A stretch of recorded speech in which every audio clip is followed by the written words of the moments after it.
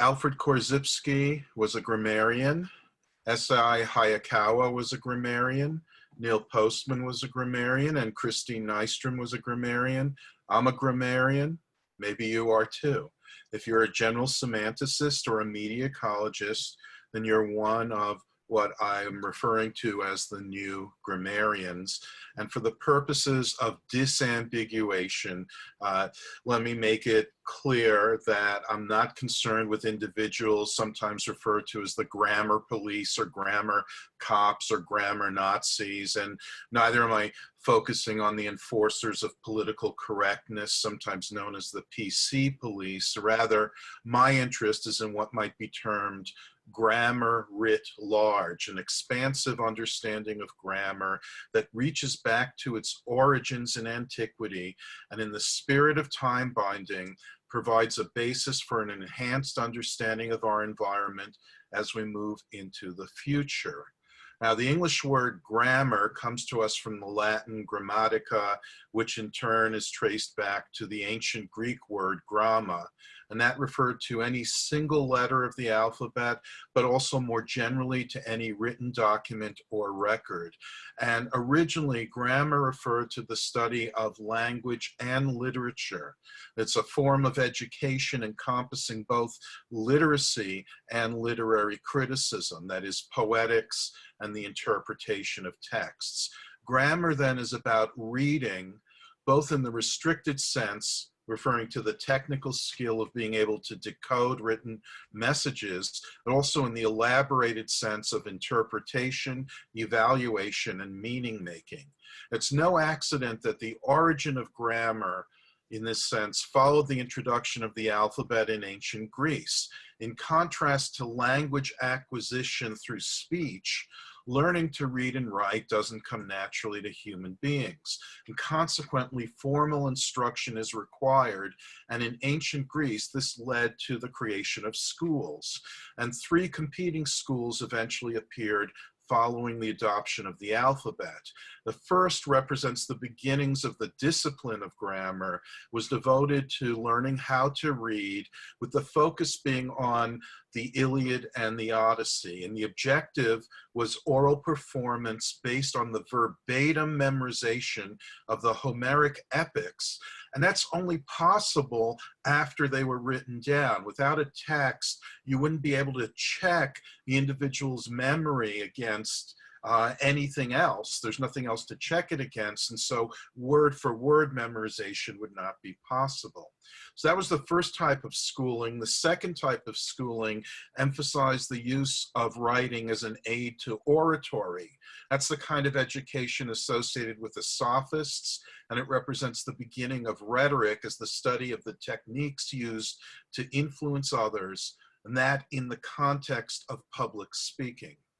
And then the third school was the one developed by Socrates, Plato, and Aristotle. It's the form of education we know as philosophy, based on dialogue and dialectic, logic and reasoning, but informed by literacy and especially practiced via oral discussion, debate, and disputation. So each of these three schools were rooted in the need to teach individuals how to read and write.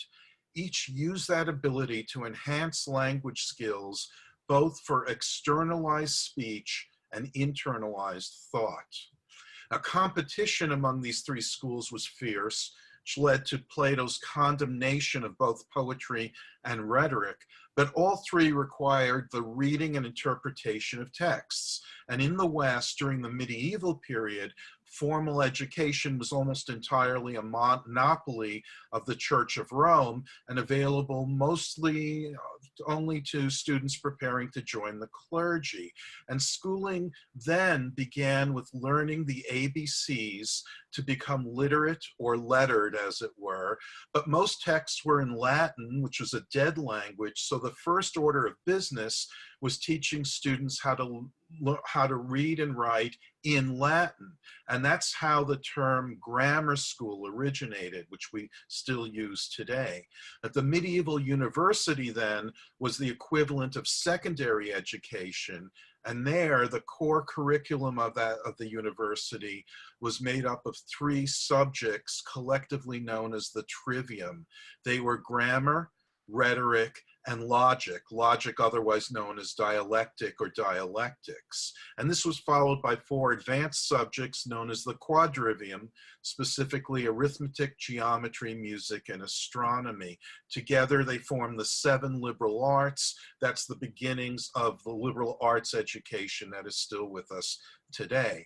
Now, this aspect of Western intellectual history was of particular significance for the early scholarship of Marshall McLuhan, who completed his doctorate at Cambridge University in 1943.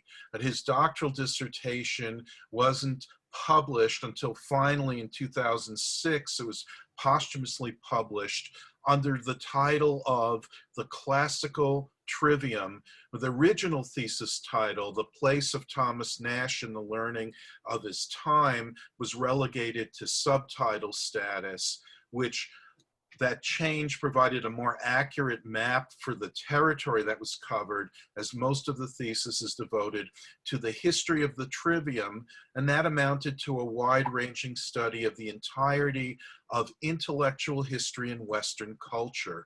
McLuhan's analysis suggested that grammar, rhetoric, and logic formed the underlying structure of all Western thought and scholarship, with continuing influence on all manner of writing, including poetry, philosophy, theology, history, law, even medicine and science. McLuhan further concluded that the trivium was not a stable and balanced set of subjects, but rather something more akin to informal political parties or religious factions. Western intellectual history could be understood, McLuhan argued, as an ongoing conflict within the trivium, with each subject vying for dominance over the others. And in these battles, logic often came out on top, with grammar and rhetoric allied in opposition. And in surveying this intellectual battleground, McLuhan did not hesitate to take sides. He was least sympathetic towards logic, which should come as no surprise to anyone familiar with McLuhan's writing. But this meant that McLuhan situated himself in opposition to Aristotelian logic, therefore embracing what Korzybski would term a non-Aristotelian perspective. It's important to emphasize that the problem is not with logic, but rather with the larger context. The problem stems from the fact that logic had often been granted a monopoly on truth as the sole pathway to accurate knowledge about the world, about the nature of reality. Plato and Aristotle were certain that the truth was knowable, readily obtainable via their philosophical method, and that they were in fact in possession of it. Consequently, they allowed that rhetoric could only be useful only if it were subordinated to logic, used in service to logic to promulgate the truth. Same thing for grammar. Now, of course, the Christian philosophers and theologians who incorporated Aristotelian logic into their own religious systems had somewhat differing notions of what the exact nature of truth might be.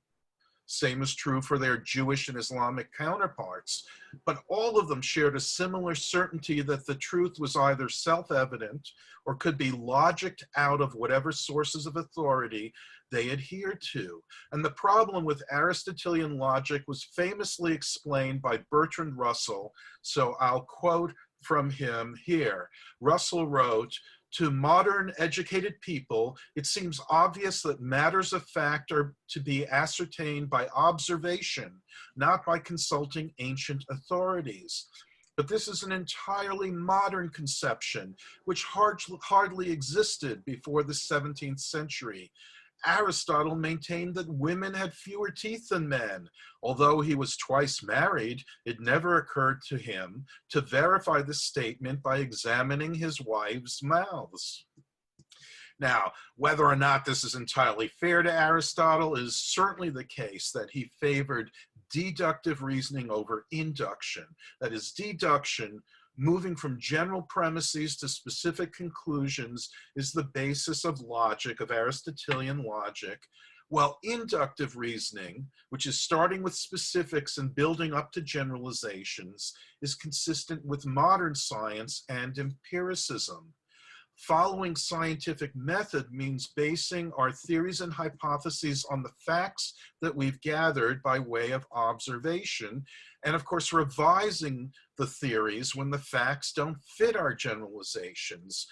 That rather than forcing facts to fit our preconceived notions. And it's fundamental to Korzybski's non-Aristotelian system and the extensional orientation that he urged us all to adopt. So the question then is, how did we make that transition from medieval dialectics to modern science? How did our understanding of how to arrive at the truth flip from one extreme to another, that is, from deduction to induction, from internal validity to external verification, from pure reason to observation, from logic to empiricism? I think the common assumption is that there's just a straight continuum between the two. Progress and understanding the natural world, quite naturally, progressing from one to the other, but that view belies the revolutionary nature of the paradigm shift, and McLuhan provides a better explanation. In his dissertation, McLuhan sought to identify the overlooked but highly significant influence of the grammarians, and this includes Francis Bacon, who is credited with introducing empiricism and the scientific method. Why did this innovation come from a grammarian rather than from a logician? Because grammarians were concerned with the reading and interpretation of texts. Reading is an act of observation. It was therefore not too great a leap to go from reading documents to reading environments. As expressed in the theological language of the time, the argument was that God gave us two kinds of books to read and interpret: God's Bible and God's creation, that is, scripture and nature. Both served as a medium for human beings to try to understand God, to get closer to God. And setting the connection to the divine aside, the startling conclusion is that it was the grammarians who gave us modern science, not the logicians. And that's why McLuhan, in his dissertation, refers to Korzybski in very favorable terms. He notes that Korzybski recognized the intimate relationship between language and science, indeed recognized it in a way that no one else had before him. Now, Elizabeth Eisenstein, the historian, further explained the role of printing in making this paradigm shift possible. When natural philosophers depended on handwritten manuscripts, they typically focused on the interpretation of a single authoritative text. The printing revolution vastly increased access to many different texts and allowed scholars to actively compare books side by side with one another. And in that way, they discovered inconsistencies and contradictions between the two, or between the different texts, that hitherto had gone unnoticed, and that created a need to resolve the conflicting accounts and explanations. And the only way to do so was to go out into the world and study the actual environment. In this way, nature became the most authoritative text of all, and the empirical method the most effective way to read and interpret that text. And of course, the goal was then to translate the environment as text back into the existing literary tradition, which is why well into the 20th century, knowledge of Latin was often required of anyone seeking a degree in the sciences.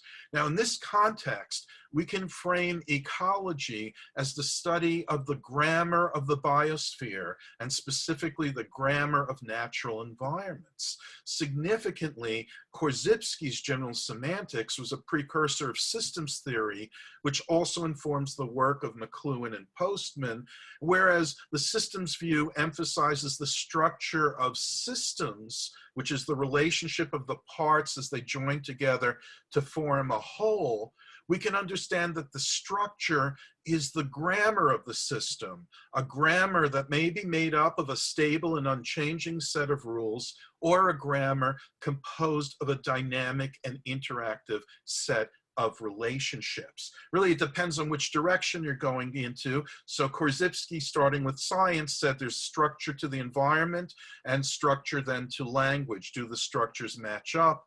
Coming from the other direction, you can say language has grammar and environments too have grammar, a grammar of their own. So the relationship between the system and its environment is also part of this mix, so that systems, especially organisms, may be said to be reacting to information received from their environment, in effect receiving messages from their environment, making meaning or reading their environment and understanding the grammar of the environment. But even more basic would be the idea of the environment as a form of speech, or more accurately, events as speech acts, which we can listen to. In the words of Martin Buber, he wrote, "This speech has no alphabet. Each of its sounds is a new creation, on only to be grasped as such. The sounds of which the speech consists are the events of the personal everyday life." Well, McLuhan characterized the grammarian as interested in connections as opposed to divisions. Likewise, the grammarian is interested in concrete observations, in answering the question, "Wiggo, what is going on?" Whereas logicians tend to get lost in high-level abstractions. Logicians focus on analysis to the exclusion of all else, whereas grammarians are interested in synthesis, in putting the pieces together to form a whole greater than the sum of its parts. And grammarians, above all, are interested in understanding. The new grammarians are concerned with the grammar of the word and the world, the grammar of language and media, the grammar of culture and consciousness, the grammar of our symbolic, technological, and biophysical environments. This doesn't mean that logic and rhetoric must be excluded and exiled from our republic, but instead that grammar needs to be restored to its rightful place as the foundation of a curriculum, a methodology, and a body of knowledge that is anything but trivial, and one that is vital for our survival. Thank you.